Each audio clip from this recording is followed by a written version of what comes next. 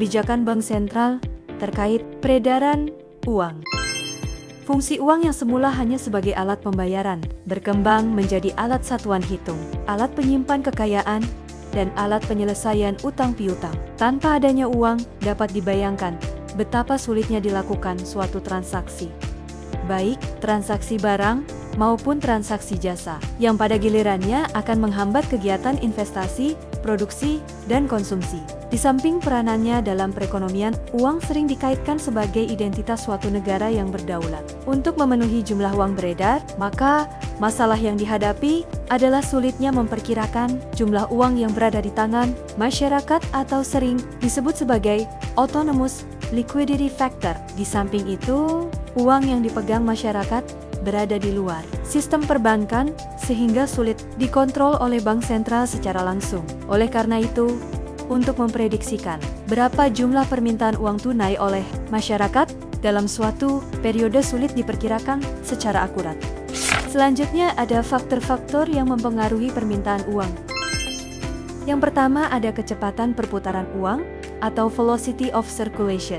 Kedua, tingkat inflasi akan menyebabkan permintaan uang meningkat. Ketiga, pertumbuhan produk domestik bruto atau PDB. PDB merupakan indikasi terjadinya pertumbuhan ekonomi. Keempat, kondisi sistem perbankan. Persepsi masyarakat terhadap kondisi perbankan dan atau sektor perbankan secara keseluruhan yang buruk. Kelima, pengaruh musiman.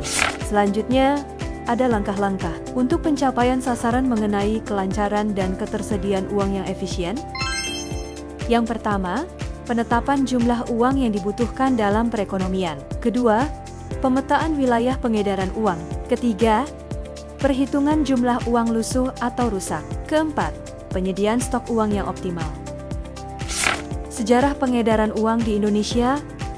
Dejavasi Bank berdiri tanggal 24 Januari tahun 1828 berdasarkan Octroi and Reglement Dejavasi Bank yang berlaku sejak tanggal 1 Januari tahun 1828. DJB memegang monopoli dalam pengeluaran uang kertas bank. Kebijakan pengedaran uang di Indonesia. Bank Indonesia telah menetapkan misi yang menjadi arah dari setiap kebijakan pengedaran uang. Selanjutnya, misi. Yang pertama, setiap uang yang diterbitkan dimaksudkan agar dapat mempermudah kelancaran transaksi. Pembayaran tunai dapat diterima dan dipercaya oleh masyarakat. Kedua, Bank Indonesia mengupayakan tersedianya jumlah uang tunai di masyarakat secara cukup dengan memperhatikan kesesuaian jenis pecahannya. Ketiga, perlu diupayakan tersedianya kelembagaan pendukung untuk mewujudkan terciptanya kelancaran arus uang tunai. Lalu ada keterlibatan perbankan dan lembaga dalam tugas pengedaran uang.